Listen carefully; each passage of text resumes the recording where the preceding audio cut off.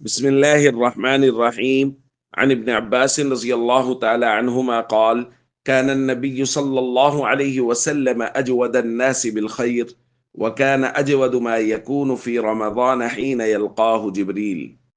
الحدیث رواہ البخاری۔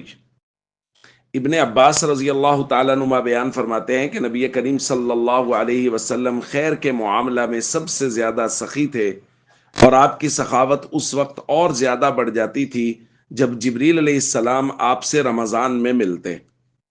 دوسری روایت کے آخر میں حضرت ابن عباس بیان فرماتے ہیں: کان اجود بالخیر من الریح المرسلہ، کہ نبی کریم صلی اللہ علیہ وسلم کی سخاوت چلتی ہوئی ہوا سے بھی زیادہ ہو جایا کرتی تھی۔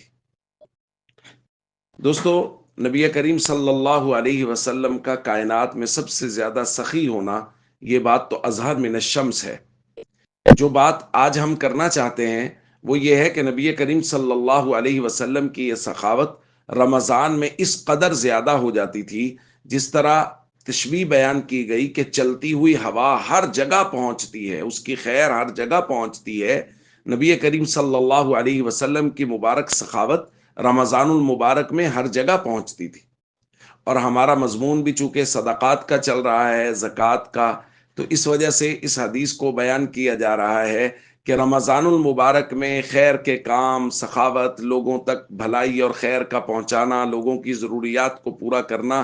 یہ نبی کریم صلی اللہ علیہ وسلم کے طریقہ اور سنت کے عین مطابق ہے۔ اور یہ امت کو توارث ہے حضور علیہ الصلوۃ والسلام کی طرف سے کہ امت کے لوگ اس مہینے میں زیادہ سخاوت کرتے ہیں، اس مہینے میں امت کے لوگوں کے دسترخوان بہتر ہو جاتے ہیں، اس مہینے میں امت کے لوگ امت کی غمخواری زیادہ کرتے ہیں، چونکہ نبی کریم صلی اللہ علیہ وسلم کا مبارک معمول بھی یہ تھا کہ رمضان المبارک میں آپ کی سخاوت عام دنوں سے کہیں زیادہ بڑھ جایا کرتی تھی۔